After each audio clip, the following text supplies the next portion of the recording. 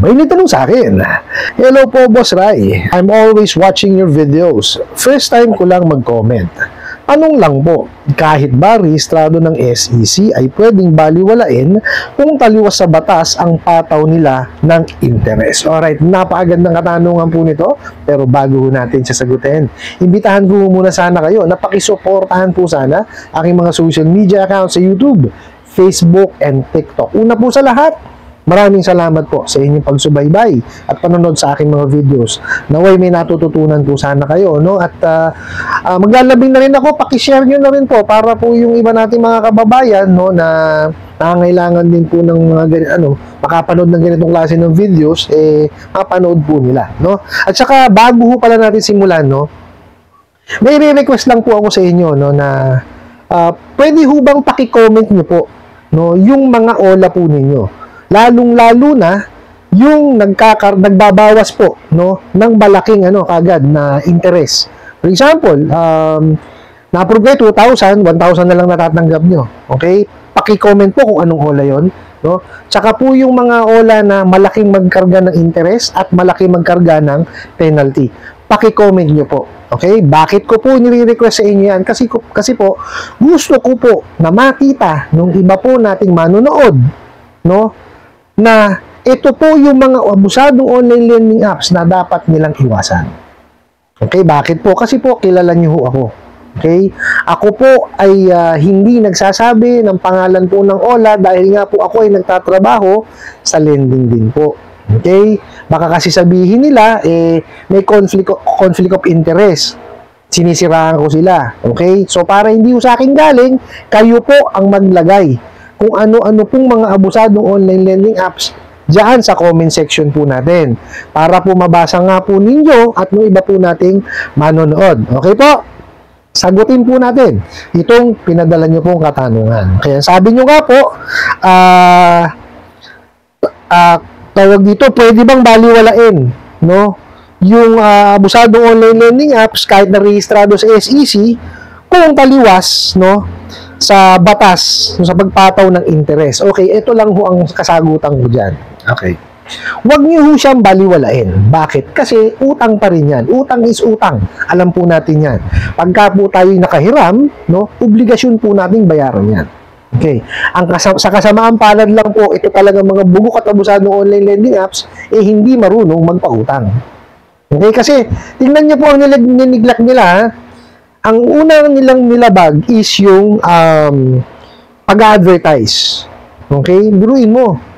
Pagkaganda-ganda ng advertisement ad nila, sabihin nila up to 60, 90, 120, 150, 150 days.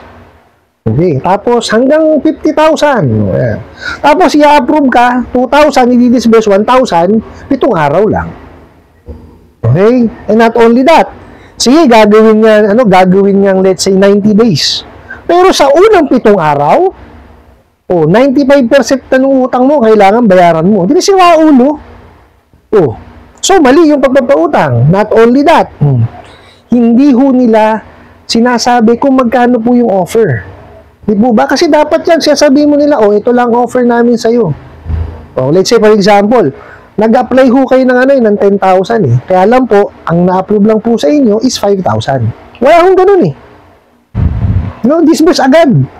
Di ba? Actually, hindi pa nga tapos yung pag-fill out nyo dun sa application, basta nailagay nyo yung number nyo na connected sa e-wallet, papadalang kailangan ng pera. Di ba? Bukod ba doon, wala nang offer, hindi pa po sinusunod yung The Truth in Lending Act, which is very, very important and vital. Bakit? Kasi kailangan maintindihan at malaman mo kung ano ba yung pinutang mo, magkano ba yan? Gaano ba yung papasok na interest dyan? Magkano ba matatanggap ko? Gaano ba kahaba termino niyan? Diba? Magkano ba magiging penalty, interest, stuffs like that, diba? Importante yun Paano mo mapaghahandaan ng isang utang kung hindi mo alam kung kailan na first due date mo, gaano kahaba termino, magkano ba bayaran mo, diba? Ang gawain nitong mga to bulagaan So mali, hindi tamang pagpapautang. Okay, mapunta tayo dito sa inyong katanungan, no? Sabi nyo nga, pwede bang baliwalain kung kahit na rehistrado. Ito lang ipapayo ko sa inyo. Meron naman po tayo, no, na memorandum na inilabas ang BSP na inadapt po ng SEC with regards po sa ceiling on interest rate. Okay, napakaliwanag po doon na pag po ang inyong nahiram is 10,000 pababa at ang termino po ay hindi lalagpas sa 4 na buwan, 15% lamang po ang po pwede nyong ikarga, no, sa loob ng 1 buwan. Ang kasama po doon sa 15% is yung nominal interest, processing fee, notarial fee, computer fee, o kung ano-ano pang fee, o service fee pa, no, na inilalagay nila. Dapat 15% per month, hindi po 7 days per month. Okay?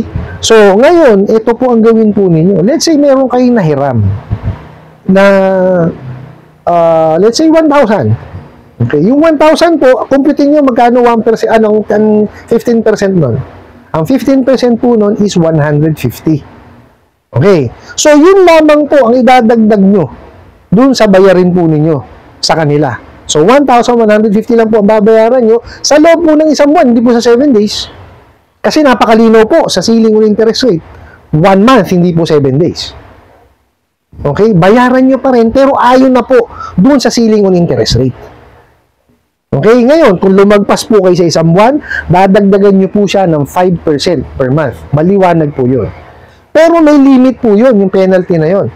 Doble lamang po yung halaga ng nautang po ninyo. Kung let's say nga, nautang ninyo is 1,000, may interest na 150, so doblehin nyo po yun. 2,300 lamang po ang total na ibabayad nyo kung kayo man po ay lumagpas po sa due date po ninyo or may 1 buwan kayo na lagpas. Okay? O di kaya mahigit pa sa 1 buwan.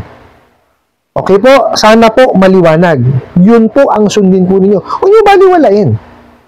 Kasi ang masakit doon, kung itong abusadong online lending apps na to na rehistrado sa SEC is nagsasubmit po ng basic data sa CIC. Yun po ang masakit.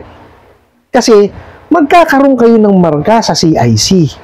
Di po ba? Sa halagang 1,150. Di po ba? Paano po kung may pangarap kayo na sa darating na panahon magkaroon kayo sariling bahay? Di po ba? Or magkaroon ng sariling sasakyan? Or di kaya gusto nyo makahiram ng pera, pampuhunan sa negosyo? Di po ba? Paano tayo pahihiramin ho ng bangko, ng lending or ng financing na may access po sa CIC at saka submitting entity ng CIC? Di po ba? So, pag nakita yun, hindi na kayo mapapahiram agad. Kung mapahiraman ho kayo, sa mababang halaga, di po ba?